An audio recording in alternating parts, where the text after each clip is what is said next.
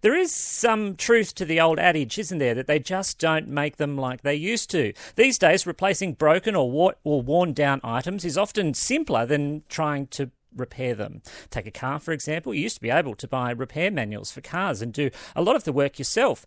Good luck knowing where to even start with modern cars. You could unscrew mobile phones, you could replace their ageing batteries. They're all glued together these days. Clothes were made strong and able to be patched or sewn back up. But today it's just often not that simple. But as you're probably aware, there is a growing movement around the world to give us back our right to repair things that we own. And this morning in Canberra, the country's top tinkerers, repairers and thinkers on the topic will gather for the very first Australian Repair Summit, including Karen Ellis, who is the co-founder of Mend It Australia. And a very good morning to you, Karen. Good morning, Ewan. How are you? I'm very well. Is it cold in Canberra this morning? Well, I'm not in Canberra. Oh. I'm down in Melbourne and it's cold. Okay.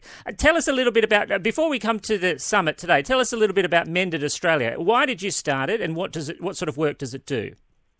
Well, Mend It Australia came about when local council here where we live said no to a community repair initiative we wanted to establish in retirement.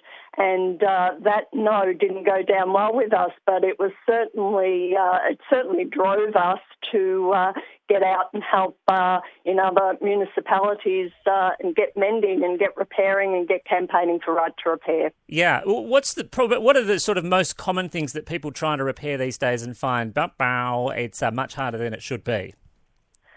Well, at community repair events, there's a lot of items that are useful household items that get repaired.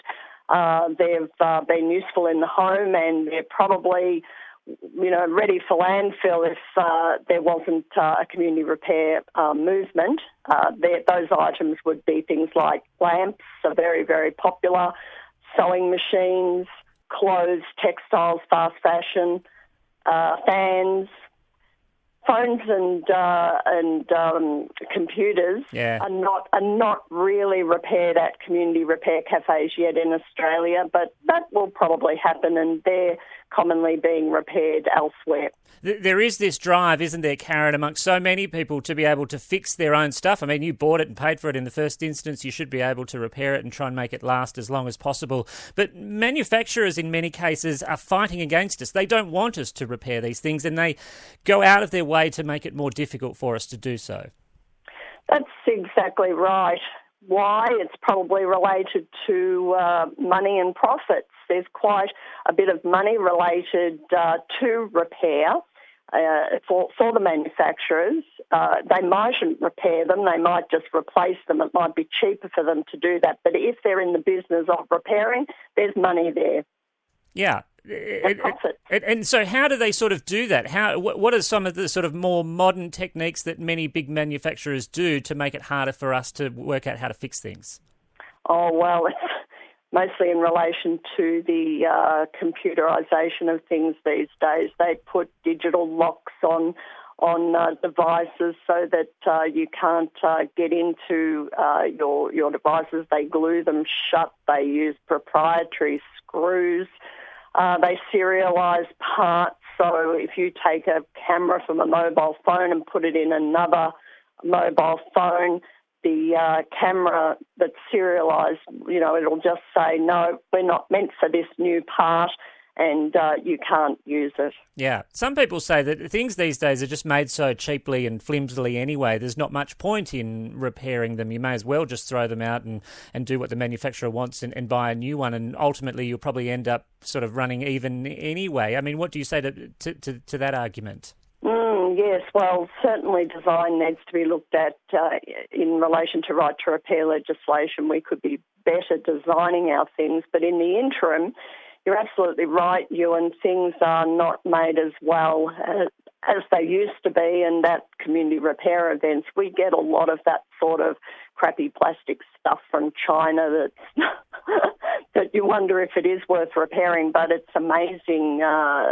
the drive to keep things out of landfill and money in people's pockets. We find a way to get these things fixed. Yeah. How different do you imagine the skills that you've had to learn and perhaps those around you in your community as part of this right to repair movement? How different do you think the skills are for you today than, say, your parents before you? Well, our skills are probably better, which is interesting. However, saying that, they certainly were our parents, menders and fixers, and taught us some skills. However, we have more of a passion, I guess, to keep things from the landfill. So we've been honing those skills, but also Danny, who's the co-founder of Mended Australia, did a trade. Our parents didn't do trades, so he has transferable skills from that trade. And very useful.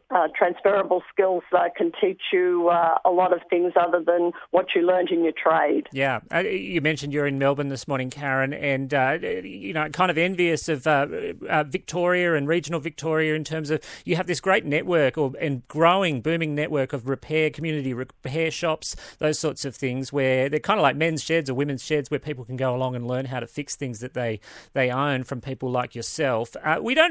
We've got a few in New South Wales. We're nowhere near kind of on the level of Victoria. Some words of encouragement. Is it worth going through? Is it worth fighting for these sorts of things in our local communities? Oh, absolutely, and that's how, what Mended Australia is actually fighting for and promoting. As Mended Australia, we decided to get out there and do face-to-face repairing in communities, and we really push for that. We're also online daily pushing for people to start up community repair events around the country. It's not just in Victoria.